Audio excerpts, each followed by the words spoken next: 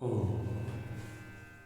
विद्यार्थियों, संस्कृत साहित्य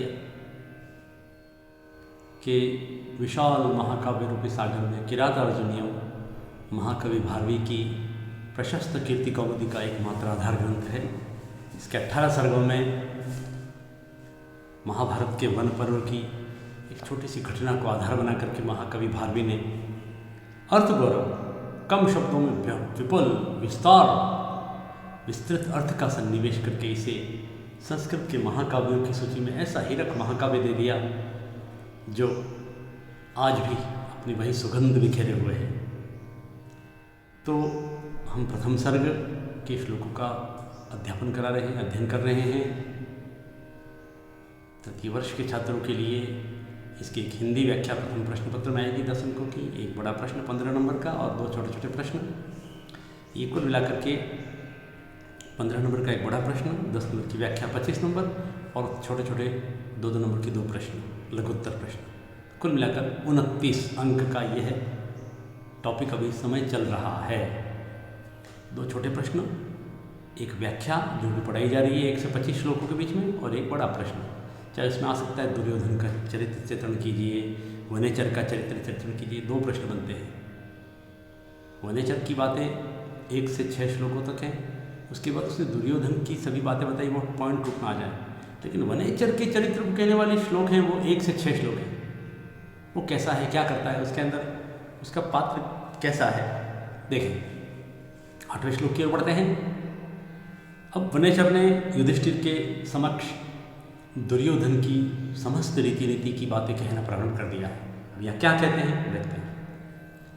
वनेचर से छंद।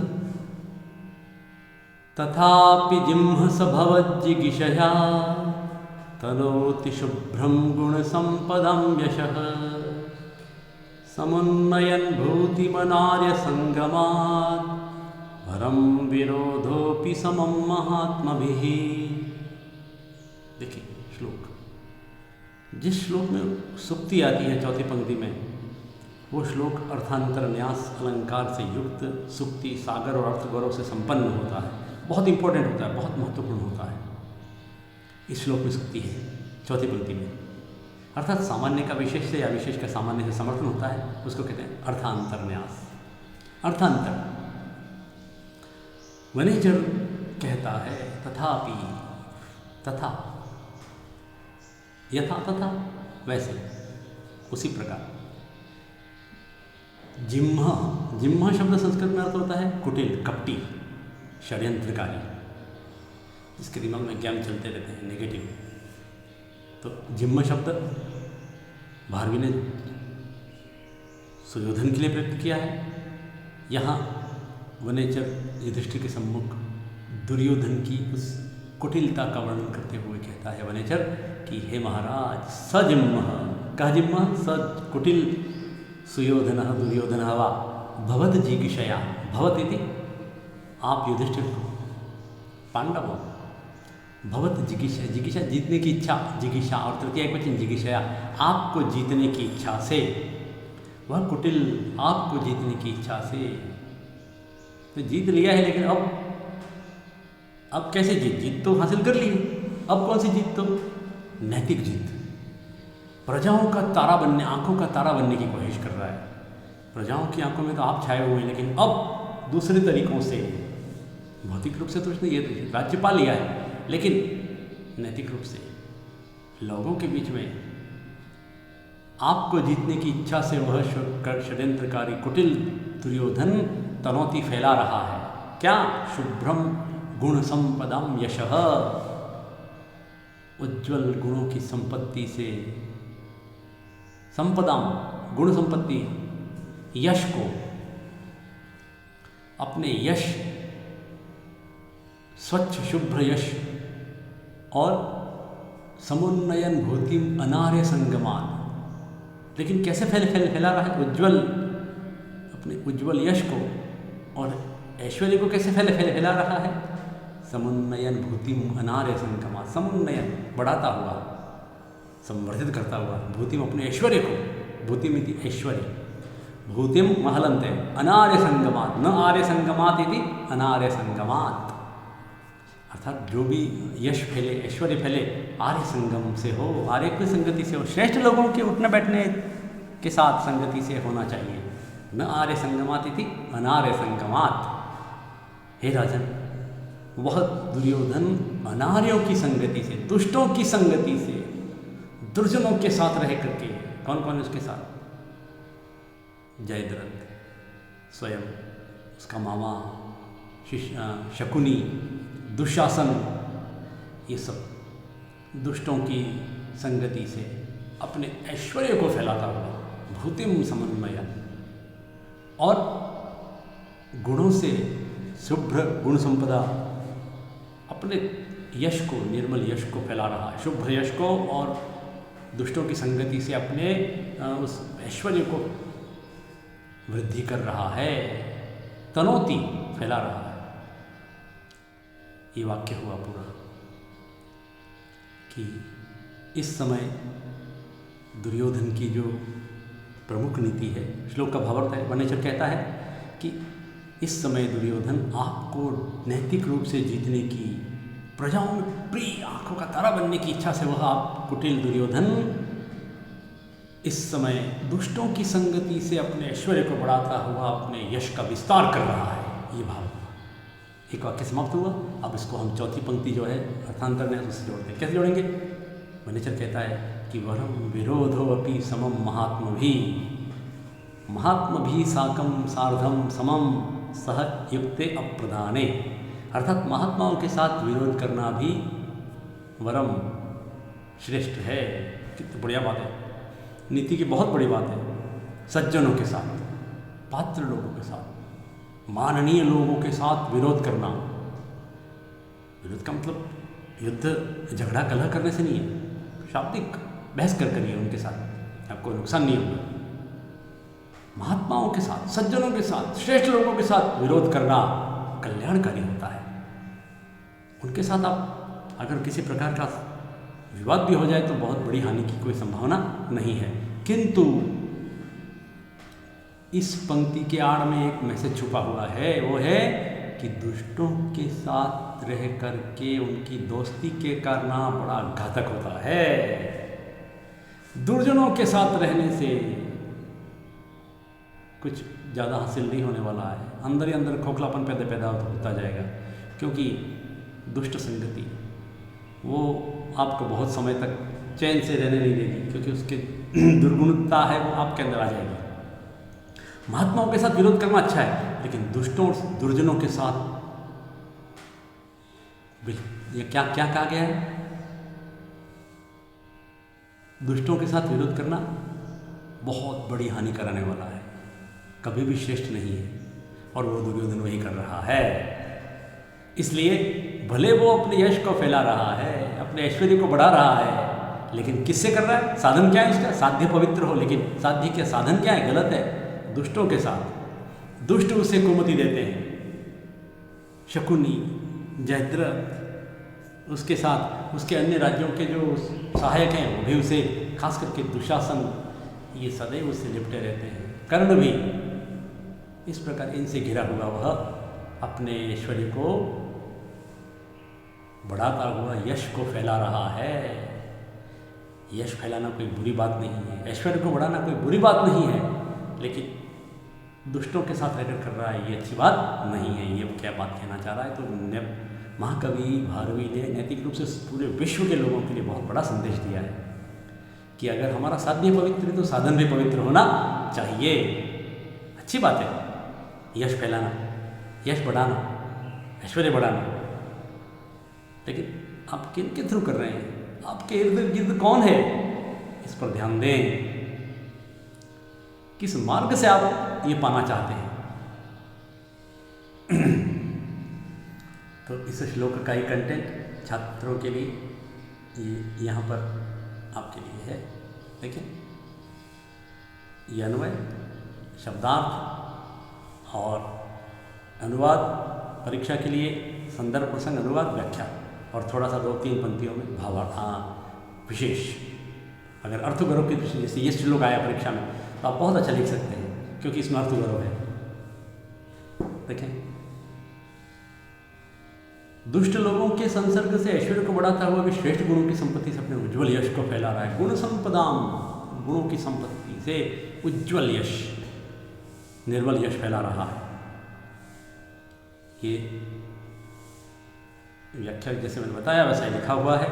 अब भारवीय अर्थ गौरव की दृष्टि से विशेष में ये बिंदु लिखा जाना चाहिए, क्योंकि महाकवि भारवीय अर्थ गौरव के प्रणेता हैं। श्लोक की चौथी पंक्ति और अर्थांतर न्यास है।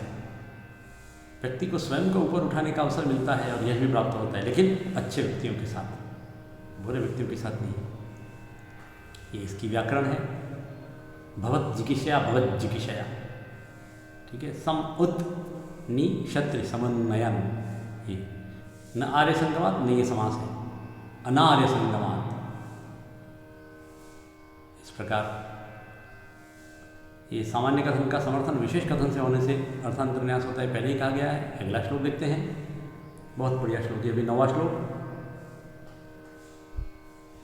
कृतारि षड्वर्ग जयेन मानवीम् अगम्य रूपां पदवीं प्रपित्सुना विभज्यनक्तं दिवमस्ततन्द्रिणा वितन्यते तेन नयेन पौरुषम। वनेचर कह रहा है दुर्योधन की एक एक रीति नीति की बात युधिष्ठिर को कह रहा है, वन में जाकर के, द्वैत वन में जाकर के। द्वैतन का तात्पर्य है शोक और मोह। शोक मोह गतौ हितौ यस्मात्, जहाँ से शोक और मोह दोनों चले गए, तो ऐसे रहना है बिल्कुल, न शोक है न मोह है, इसलिए वो द्वैत मन है।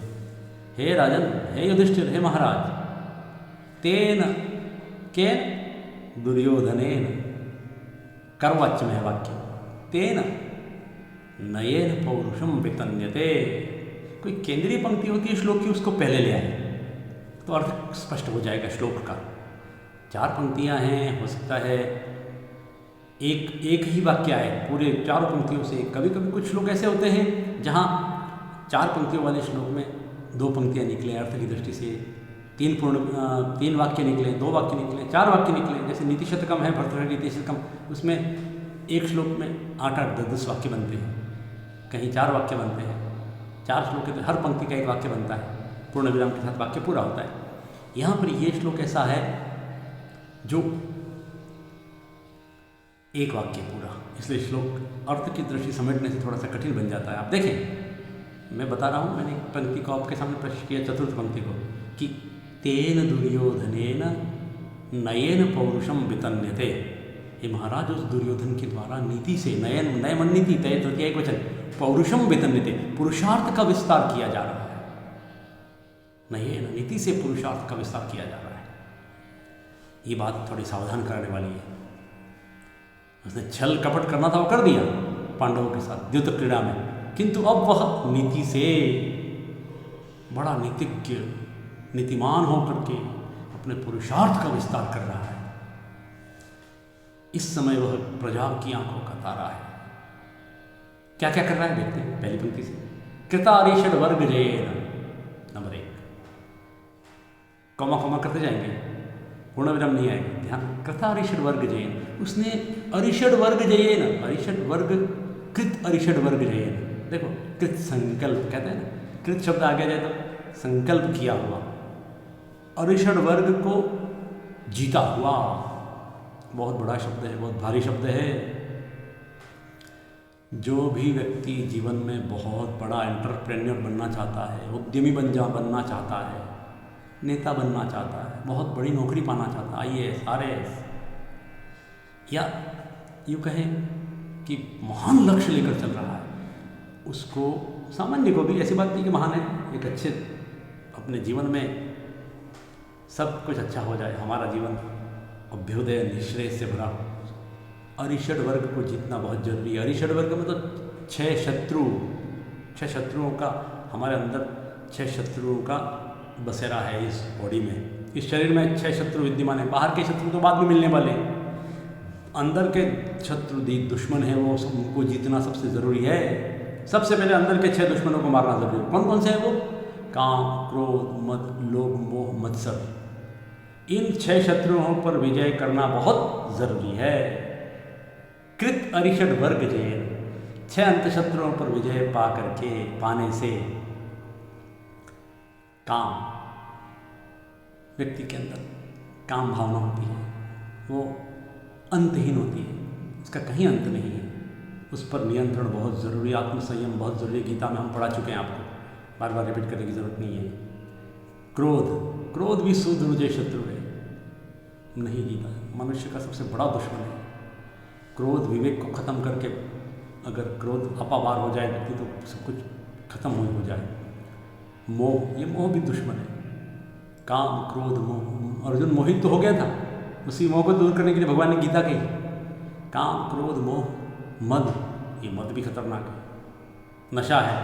काम क्रोध मोह मद लोभ, अति लोभो न कर्तव्यो, लालच बुरी बला, और मत्सर ईर्षा, जलना, बड़ा ये भी बहुत नेगेटिव सामाजिक मूल्य है। हालांकि रहता है, इसको मानवीय स्वभाव मानकर, लेकिन ईर्ष्या हमें खाए नहीं, हम ईर्ष्यालु नहीं बने। अच्छा काम कर रहे लोगों को प्रशंसा करें। तो इन 6 शत्रुओं पर अंदर ही अंदर इन पर जीतना बहुत ज़रूरी है सफल इंसान बनने के लिए। एक अच्छा सामाजिक बनने के लिए इन 6 शत्रुओं को मारना ज़रूरी है। जिसने इस 6 शत्रुओं पर विजय पा ली वो बहुत अच्छा इंसान बनकर सामने आएगा। ये जीवन तो छोटा सा है, कौन याद करेगा? मरकर भी लोग याद करेंगे अगर आपने 6 शत्रुओं को मार दिया है। बाहर के दुश्मनों को बाद में ढूंढना, अंदर के दुश्मनों को पहले ढूंढो। तो वनेचर कह रहा है कि हे महाराज, उसने 6 अंत शत्रुओं पर विजय पाने से, जय प्राप्त करने से क्या हुआ? कौमा मानवीम अगम्य रूपम पदवीम प्रपित्सुना, ये दूसरी बात आई, वाक्य पूरा नहीं हो रहा है अभी। मानवीम पदवीम प्रपित्सुना, मानवीम पदवीमिति मनु प्रतिपादिता पद्धतिम, अपने राज्य में मनु महाराज, भगवान मनु ने मनुस्मृति में जो प्रजापालन की, राजा के लिए एक श्रेष्ठ आदर्श राजधर्म की जो एक पद्धति बताई है, उस अगम्य रूप वाली, अगम्य रूपम पदवीम प्रपित्सुना, अगम्य रूप वाली उस प्रजापालन की पद्धति को लागू करने की इच्छा रखता हुआ इच्छुक प्रपित्सुना। पहली पंक्ति में क्या कहा हमने कि 6 अंत शत्रुओं को पर विजय पा लेने से, कौमा मनु द्वारा प्रतिपादित, भगवान मनु द्वारा प्रतिपादित मनुस्मृति में बताई गई कि राजा को राजधर्म कैसे चलाना चाहिए। ऐसी अगम्य रूप वाली प्रजापालन की श्रेष्ठ पद्धति को अपने राज्य में लागू करने की इच्छा करता हुआ, कौमा वाक्य यहाँ तीसरे के साथ पूरा होगा। विभज्य नक्तम दिवम अस्ततंद्रिणा, यहाँ ये अस्ततंद्रिण शब्द पहले आ जाएगा श्लोक के पहले कि ये दुर्योधन का विशेषण है। अस्ततंद्रिणा, हर व्यक्ति को आलस को छोड़ना होगा, अपनी तंद्रा को अस्त करना होगा। अस्ततंद्रिणा, तृतीय एक वचन है अस्ततंद्रिणा। आलस को दूर करता हुआ, आलस को दूर करने वाले उस दुर्योधन ने 6 शत्रुओं को, अंतशत्रुओं को पराजित करने से, मनु द्वारा प्रतिपादित प्रजापालन की श्रेष्ठ पद्धति को, राज पद्धति को अपने राज्य में लागू करने की इच्छा से रात और दिन में होने वाले कामों का बराबर बंटवारा करके, विभज्य मैंने बांट करके, विभज्य नक्तम दिवम रात दिन के काम दिन में, रात के काम रात में, रात्रि शयन भी करना है।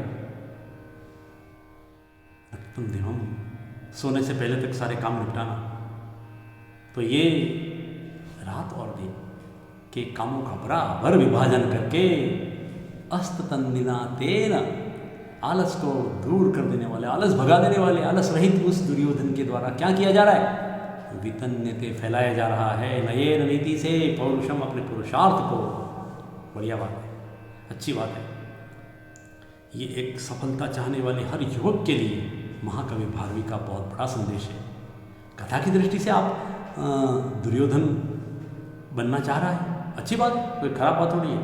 पांडवों के साथ छल किया उसने गलत काम किया है, किंतु महाकवि भारवी का ये श्लोक अर्थ गौरव इसलिए कहा जाता है कि ये उस महाभारत के घटनाक्रम से बाहर जाकर सफलता प्राप्त करने वाले जो व्यक्ति उद्यमी बनना चाहते हैं, एक एंटरप्रेन्योर बनना चाहते हैं, जो अपना साम्राज्य खड़ा करना चाहते हैं, धर्म अर्थ काम के द्वारा मोक्ष के लिए जीवन को सफल करना चाहते हैं, बहुत बड़ा सपना लिए हुए हैं जो व्यक्ति, विभिन्न क्षेत्रों में, हजार क्षेत्र हैं, एक केवल एक छोटा सा क्षेत्र नहीं नौकरी का, आप जीवन को धन्य कर देने वाला प्रोजेक्ट लेकर अगर बढ़े हुए हैं तो ध्यान रखें, अंदर के दुश्मनों को पहले पराजित करना है। ये दुश्मन रह रह करके हमें बाधक बनते हैं हमारे मार्ग में, काम क्रोध लोभ मोह मद मत्सर। एक स्टाइल है, पद्धति है, उसको हमको लागू करना पड़ेगा, नियम बनाने पड़ेंगे, ये करना ये नहीं करना। ये है पदवीम प्रपितसुनम, मनु द्वारा प्रतिपादित प्रजा पालने की पद्धति। फिर काम का बंटवारा, ये भी बहुत ज़रूरी है। विद्यार्थी सुन ले इस श्लोक को, टाइम टेबल बहुत मस्ट है, समय सारणी बनाना बहुत ज़रूरी है। उठने सोने के ठिकाने ही नहीं है, कहाँ से सफलता मिलेगी?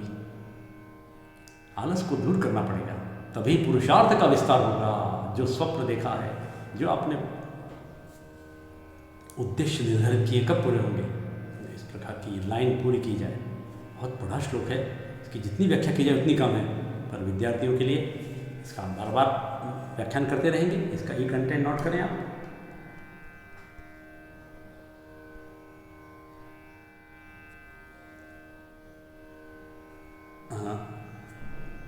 प्रथम सर्ग में वनेचर दुर्योधन के पुरुषार्थ किस प्रकार विस्तार कर रहा है उसका यहाँ प्रतिपादन किया गया है। अन्वय केवल समझने के लिए, अन्वय और शब्दार्थ संस्कृत श्लोकों को घर पर अभ्यास करने के लिए है। परीक्षा में आप सीधे प्रसंग संदर्भ का अनुवाद लिखें, सरलार्थ। अनुवाद का तात्पर्य यथा संस्कृत तथा हिंदी, और ये उसकी व्याख्या है, पाउस करके नोट कर लें। और ये विशेष टिप्पणी में अर्थ गौरव की दृष्टि से ये बातें मैंने लिखी हैं, ये मेरे द्वारा बनाए गए नोट से हैं। विद्यार्थियों के लिए, एक सफल राजा को ही नहीं, एक व्यक्ति को भी 5 गुणों से युक्त होना चाहिए। काम क्रोध लोभ मोह मद ईर्ष्या इच्छा शत्रुओं से सावधान रहना चाहिए। ठीक है, सब जैसा बता दिया वैसा लिखा हुआ है। टाइम टेबल बनाना बहुत मस्त है। इस प्रकार ये श्लोक और इसकी व्याकरण भी थोड़ी सी नोट करें, समझें। इस प्रकार वंशस्थ छंद बार बार लिखने की आवश्यकता नहीं है। अगर कल हम 10वें और 11वें श्लोक के साथ फिर आपके सामने आएंगे। ओम।